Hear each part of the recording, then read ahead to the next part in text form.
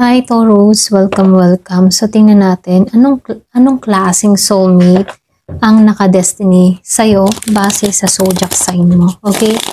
Give me the message for Taurus. Anong klaseng soulmate ang nakadestiny sa'yo base sa zodiac sign mo? Give me the message for Taurus. Anong klaseng soulmate ang nakadestiny sa'yo base sa zodiac sign mo? Give me the message for Taurus. Ayan. Start na tayo, no? Thank you nga po pala sa mga nagsusubscribe, sa mga bumabalik. Maraming pong salamat. Ayan. So, Three of Pentacles reverse. Merong the Moon reverse. Five of Pentacles reverse. Then, sinabayan ng the Tower upright. Six of Swords upright. So, meron ditong Three of Swords reverse. Four of Swords reverse. The Fool reverse and Six of Cups reverse. Ayan. So, itataas ko ng konti, ano. Ace of Wands reverse. Ba't lahat naka-reverse? Ayan. So, tingnan natin kung anong klase yung soulmate mo. So, dito, Taurus, ano, yung overall energy mo, nakikitaan ko dito yung transformative healing after loss. Okay? So, yung soulmate mo, isa siyang divine disruptor. Isang taong darating para ba yanigin yung comfort zone mo dito sa the tower, okay? So, nakikita ko dito, siya yung tutulong sa'yo para alisin yung takot sa pagkawala, okay?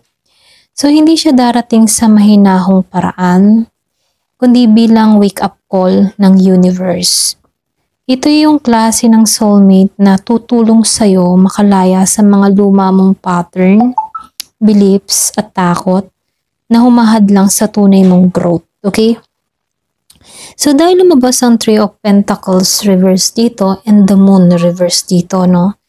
So, yung soulmate mo, posibleng taong nakilala mo na dati, pero hindi naging maayos yung connection nyo noon.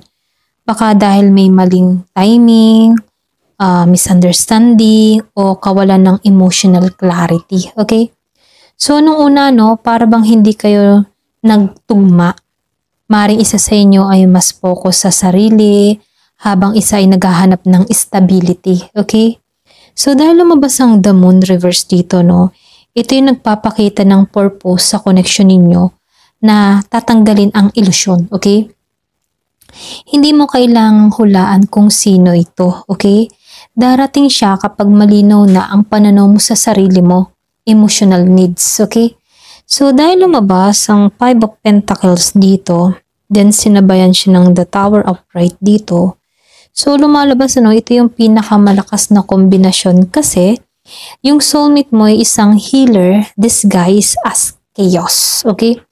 So, darating siya sa panahong iniisip mo mag-isa ka o walang tutulong sa'yo.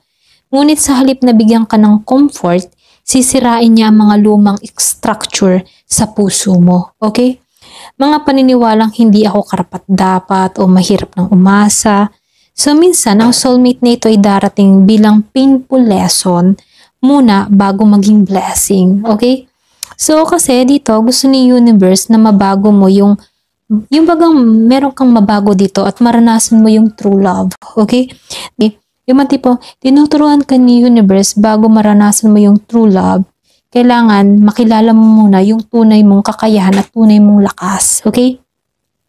So, dahil lumabas ang Six of Swords upright dito and the Three of Wands reverse, ano, ito yung connection na tungkol sa paglayo sa nakaraan. So, ibig sabihin, meron ditong letting go sa mga bagay o tao na hindi nakakatulong sa growth mo. Maaring long distance connection ito or pwede rin may energy ng emotional distance sa simula. Okay?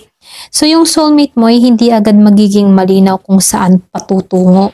So, ibig sabihin, siya yung magtuturo sa'yo ng tiwala sa proseso.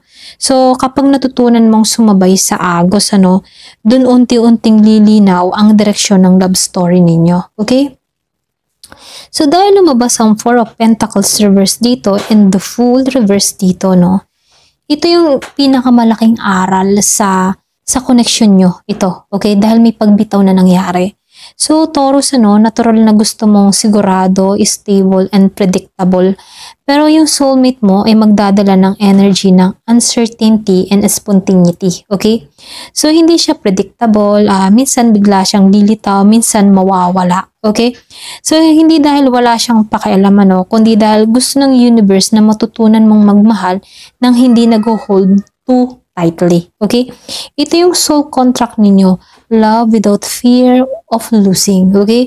So, dahil lumabas ang Six of Cups dito, and the Six of Pentacles dito, nakikitaan ko dito yung soulmate mo ay maaaring past life connection or pwedeng may malalim na familiarity pero iba ang sitwasyon ngayon. Okay? So, nung nakaraan, either past life or early connection ninyo, imbalance ang energy. Isa nagbibigay ng sobra habang isa ay emotional distant. Okay? So ngayon binibigyan kayo ng pagkakataong itama yung timbangan. So to learn what equal give and take truly sense. Okay? So hindi kumbaga, so dito hindi lang siya romantic partner. Siya is spiritual partner na magtuturo sa iyo ng self-worth and healthy boundaries. Okay?